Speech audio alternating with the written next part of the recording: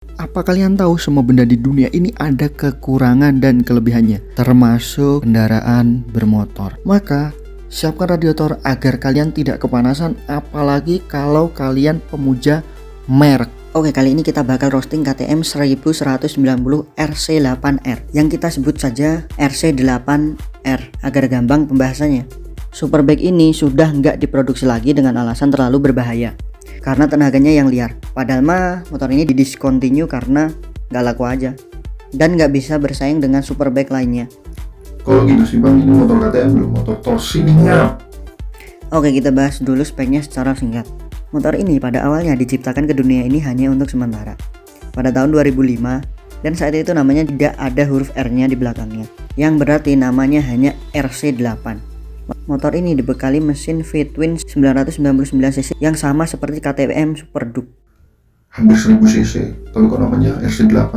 Bodo amat lah. Tapi pada 2010 motor ini mendapatkan upgrade dan menggunakan mesin yang lebih besar, yaitu 1995 cc. Namun tetap menggunakan konfigurasi yang sama, yaitu V-twin 75 derajat. Motor ini mampu menghasilkan tenaga 175 horsepower di 10.250 rpm dan torsi 127 Nm pada 8.000 rpm. Memang dengan spek seperti ini motor ini tergolong sangat berbahaya dan bertenaga, apalagi torsinya yang sangat-sangat besar. Namun tentunya tenaganya masih di bawah Yamaha R1 cuy saat itu, yaitu 182 horsepower, walaupun pada Yamaha R1 tenaga tersebut didapat di 12.500 rpm. Horsepower KTM RC8 tentu juga di bawah CBR 1000RR, apalagi dibandingkan dengan BMW S1000RR yang bisa menghasilkan tenaga puncak 199 horsepower, yang mana perbandingannya cukup jauh, yaitu jika dibandingkan dengan BMW. Tapi torsinya nggak ngotak bang, Superbike mana ada yang bisa kayak gitu? Ya memang nggak ngotak torsinya, tapi kan di kelasnya Superbike cuy. Superbike itu nggak melulu dengan torsi yang terlalu besar, ngap. Mesin torsi pelit silinder kok dipasang di Superbike? Ya jadinya hampas lah. Jadinya KTM RC8R itu tergolong motor yang biasa aja cuy, kalau dibanding sama kompetitornya yang malah terkesan cupu gitu. Ya walaupun Ducati saat itu juga masih pakai mesin pelit silinder dan karakternya motor torsi, tapi ya jangan disamakan sama Ducati. Itu emang niat kalau bikin Superbike, dan pengalaman mereka pun di dunia Superbike sudah jauh dibanding KTM. Jadi KTM RC8 ini ngaku-ngaku berbahaya, padahal memang gak bisa bersaing alias cupu cuy. Untuk area mesin, selain pelit silinder, kapasitasnya juga besar. Jadi KTM menempatkan 2 busi per silindernya, yang mana sama seperti budget Pulsar.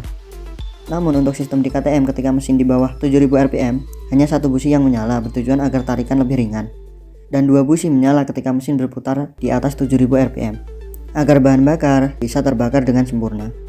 Dan dengan mesin yang cuma 2 silinder, kemudian torsinya super gila, jenis mesinnya pun overbore cuy, bukan overstroke, dimana ukuran pistonnya 10,5 cm atau 105 mm dengan langkah 69 mm, yang hal ini tetap tidak merubah kenyataan bahwa motor ini tetap ampas jika bersaing dengan superbike lain. Untuk rasio kompresinya, ini motor gila banget cuy. Bayangin aja 13,5 banding 1 ngap kompresinya. Jadi untuk pertalite apalagi premium, wah, bikin motor ini langsung mati cuy, knocking. Yang tentunya motor ini pakai bahan bakar sekelas Pertamax turbo aja nggak bisa cuy, harus pakai afgas. Yang aduh, nih motor kenceng juga enggak, tapi nyusahin para ridernya yang harus selalu isi bahan bakar khusus cuy. Ya mungkin di luar negeri sana bahan bakarnya kayak gitu cuy, yang lebih gampang ditemuin daripada pertalite cuy. Ya emang gak ada pertalite cuy, karena Pertamina khusus Indonesia, atau mungkin beda namanya aja. Tapi yang gak worth it aja, udah pakai afgas terus main di sirkuit, tetap aja dibully sama superbike lain, karena motor ini tidak pernah menang baik independen, reviewer, majalah otomotif maupun channel-channel YouTube luar cuy. Silinder pelit, bahan bakar elit, menang sulit. Oke lanjut, walaupun motor ini boleh dibilang lawak kelasnya, untuk detail part mesinnya ngeri cuy. Kayak klapnya pakai titanium dan stang pistonnya juga pakai titanium netherite, yang mana itu tergolong partai kelas eksotis. Dan gak semua superbike pakai bahan seperti itu. Untuk suspensi depan maupun belakang, katanya menggunakan WP suspension andalan mereka dengan diameter upside down, yaitu depan 43 mm, suspensi full adjustable. Begitupun dengan monoshock belakang, semua settingannya bisa diatur. Kemudian untuk bagian rem dibekali dengan kaliper Brembo di depan.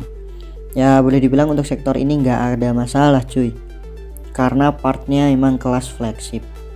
Namun kalian udah pasti tahu lah ciri khas KTM, yaitu motor ini jelas pakai sasis model tralis cuy, yang mana baik versi LED kayak sasisnya si klotok-klotok mudah patah, sasis jemuran versi flagship pun yang berbahan chromium molybdenum seperti yang dipakai di RC8R ini tetap nggak bisa diandelin cuy. Apalagi untuk kebutuhan track, handlingnya itu loh benar-benar ampas. Jangan asal ngomong lu bang. Lihat di MotoGP, sasis model gini di KTM tetap bagus tuh. Masih bisa menang. Ya emang bisa menang, tapi berapa kali sih KTM menang di MotoGP dengan sasis jemurannya itu dibandingkan rival-rivalnya yang pakai sasis twin spar aluminium. Padahal kita tahu development sasis buat MotoGP pasti lebih advance daripada buatan Superbike. Tapi kenyataan tetap banyak yongnya daripada menangnya. Apalagi sasis ini buat RC8 bersaing di kelas Superbike gitu cuy. Udah pasti nggak bisa diandelin juga karena memang nggak semua pembalap bisa menggunakan motor ini. Dulu juga Ducati juara Superbike dengan motor yang menggunakan sasis model jemuran. Tapi balik lagi, KTM belum bisa dibandingkan dengan Ducati cuy. Pengalaman Ducati di Superbike lebih baik daripada KTM. Apalagi kalau Ducati nemu pembalap yang pas. Contoh aja kayak Stoner di MotoGP, pakai sasis jemuran juga bisa juara dunia cuy. Begitupun di kelas Superbike yang mana Ducati udah beberapa kali juara dunia. Jadi memang KTM RC8R ini tetap jadi motor yang zonk. Karena pernah ikut WSBK pun performanya juga biasa aja gitu. 11-12 sama Honda, saat ini di WSBK yang ampas. Padahal CBR 1000RR RR banyak banget R-nya. Padahal cuma 3. Sudah cukup canggih. Oke, lanjut untuk power to weight ratio. Superbike ini tergolong lumayan dibanding Superbike lain karena dengan berat hanya 186 kg, motor ini bisa memiliki 0,94 horsepower per kilogram. Namun tetap saja horsepowernya tergolong lebih rendah daripada Superbike lain. Apalagi pada saat ini Superbike lain sudah mulai bergeser ke era digital. Sedangkan KTM RC8R boleh dibilang masih banyak yang menggunakan analog. Walaupun udah dibekali juga sama fitur seperti traction control dan lainnya. Jadi ya KTM RC8R ini seolah-olah tertinggal sama hype-nya Superbike lainnya. Dan langkah KTM untuk mendiskontinue motor ini sepertinya adalah hal yang tidak terlalu buruk. Tapi ya jangan beralasan terlalu berbahaya juga, terlalu mendramatisir. Bahkan sampai Stephen Ferrer juga bilang, jika Superbike motor Anda mencapai 200 tenaga kuda dan lebih, itu mustahil diperdebatkan motor ini layak berada di jalan raya. Dalam artian bos KTM bilang kalau motor yang horsepowernya 200 lebih itu tidak direkomendasikan di jalan raya. Akan tetapi pihak KTM sendiri malah bikin KTM 1290 Super Duke cuy, yang tenaganya lebih gede daripada KTM RC8 cuy. Jadi gimana gitu, kontradiktif banget penyataannya sama kenyataannya. Tapi ya RC8 ini layak didiskontinue. Walaupun akibatnya ini motor seolah jadi motor yang langka dan istimewa, padahal mah ampas. Selain kelas Superbike, KTM memang sudah paling pas bikin motor super naked dan juga motor-motor trail shootan yang kita tahu prestasi mereka di jalur tanah sangat-sangat membanggakan. Dan untuk menguasai segmen Superbike sepertinya mereka sangat-sangat sulit karena rival-rivalnya berada beberapa langkah di depan KTM.